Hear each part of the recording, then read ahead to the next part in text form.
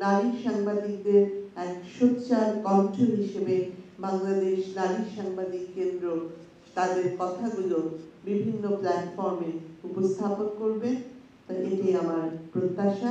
এই নারী সাংবাদিক কেন্দ্রের প্রয়োজনীয়তা এবং গুরুত্বপূর্ণ ভূমিকাটাই প্রাধান্য পাচ্ছে। কাজেই আমি আশা করি যে গত 24 বছরের এই পথ চলায় বাংলাদেশ নারী সাংবাদিক কেন্দ্র যেমন সফলতার স্বাক্ষর রেখেছে, আগামী দিনেও তারা এই সফলতার স্বাক্ষরকে ধরে রেখে অব্যাহতভাবে এগিয়ে যাবে এবং সারা বাংলাদেশের নারী সাংবাদিকদের অধিকার প্রতিষ্ঠা, সুরক্ষা, দক্ষতা বৃদ্ধি, সক্ষমতা বৃদ্ধি এবং তাদের জন্য কাজের অনুকূল পরিবেশ নিশ্চিতকরণে এই কেন্দ্র গুরুত্বপূর্ণভাবে কাজ করবে এবং অবদান রেখে যাবে। এখানে পারভিন, যিনি সাধারণ সম্পাদক ঝুমা, তিনি বলেছেন যে তাদের এই সংগঠনটি ধীর গতিতে পরিচ্ছন্নভাবে এগিয়ে যাচ্ছে।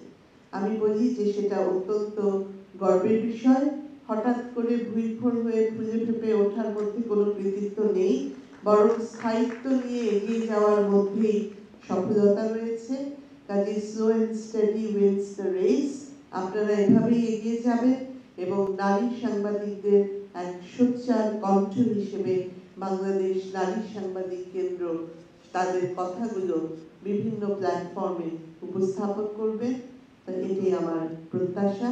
আপনাদের এগিয়ে যাওয়ার আগামী দিনের পথ চলার জন্য অসংখ্য শুভ কামনা জানিয়ে আমার বক্তব্য শেষ করছি। বাংলাদেশ চিরজীবী হোক। জয় বাংলা, জয় বঙ্গবন্ধু।